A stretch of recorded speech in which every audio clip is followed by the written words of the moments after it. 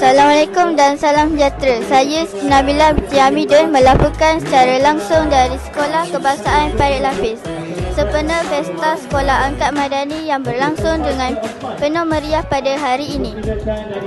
Pelbagai aktiviti menarik diadakan pada hari ini seperti gotong royong madani, sukan rakyat dan persembahan murid. Pesta ini bertujuan untuk memperkukuhkan hubungan antara perkhidmatan harta dan warga SK Parit Lapis, Sekolah Angkat Madani dan komuniti setempat. Samping itu, menerapkan nilai-nilai Malaysia Madani dalam kalangan warga sekolah. Majlis perasmian pesta pada hari ini akan disempurnakan oleh Yang Bersaha Encik Abdul Razak bin Yusak, Ketua Pengarah Penilaian dan Perkhidmatan Harta, yang turut berbesar hati meluangkan masa bersama warga sekolah dalam menjayakan program ini.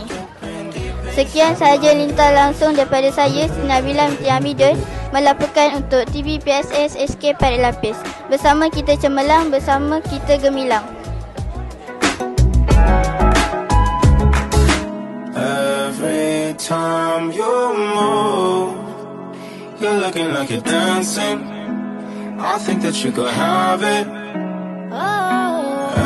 Everything you do, I wanna do it with you. Don't ever wanna miss you.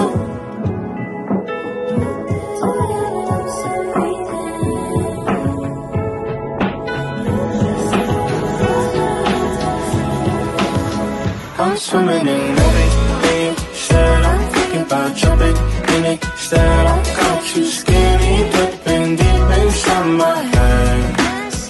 I'm swimming in it, said I'm thinking about jumping in it. Said I got you skinny dipping deep inside my head.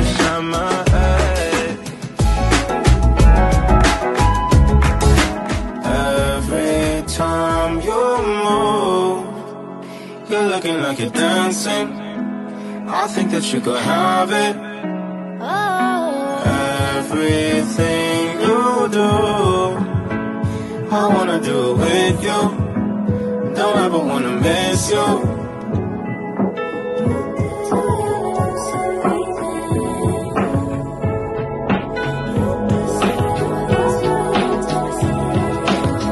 I'm swimming in it, said I'm thinking about jumping in it. Said I got you skinny dipping deep inside my head. Yang Bersama Sekali Abdul Razak bin Yusak bersama-sama boleh menanam 2 pohon pokok di Laman Bestari.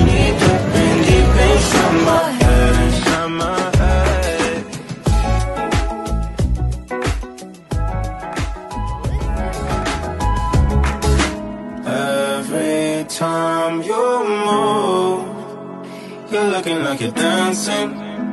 I think that you could have it.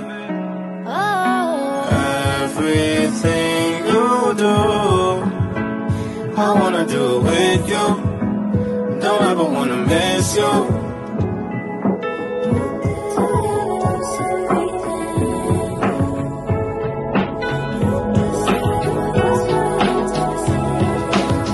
I'm swimming in it, said I'm thinking about jumping in it. Said I got you skinny dipping deep inside my head.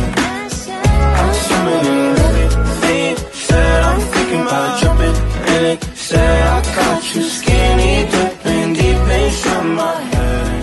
I'm swimming in it, said I'm thinking about jumping in it. Said I got you skinny